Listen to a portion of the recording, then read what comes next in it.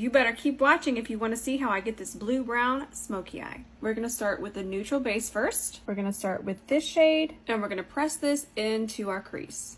Here's a little brush tip for you. No matter your eye shape, I like to use smaller brushes. If we start with a brush this size, we're actually just going to muddy up the eye. You're going to have more control with a smaller brush. Let's pick up this shade to transition. Instead of swiping, we're going to tap this color right on top. It's going to blend and transition a lot smoother than if we were to go in here and swipe back and forth. So this right here is what's going to add the dimension to the blue-brown eyeshadow. We're going to grab a black eyeshadow stick and coat our entire lid, making sure to not bring it out of the crease too much. Just keep relaxing your eye to see where it lands. Taking the same tiny brush that we started with, we're just going to soften the edges, press it into that first transition. Grabbing this shade with my finger, and before the base sets, we're just going to cover our entire lid with this shadow. I wanted to show you the difference between eyeshadows and the bases you use.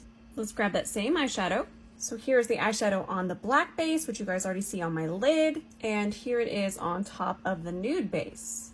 And now you can see the difference. Let's pop on some lashes here. Whenever I have very dark eye makeup on, I like to use a little bit of peach corrector. Smoky dark eyeshadow can sometimes bring out the purple undertones underneath your eye.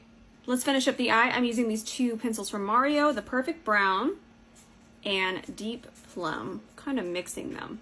We're also going to do the same thing on top. Notice how I'm coming from above. That's going to give us more control.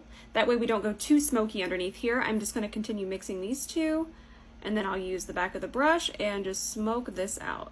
Time for our inner corner, a little bit of this shade and a little bit of this shade. And we'll go ahead and press this on our inner corner. Lip liner from the Dose of Colors Donald and Daisy collection. Isn't this gloss so pretty? We'll apply this right on top. And here we have the finished look.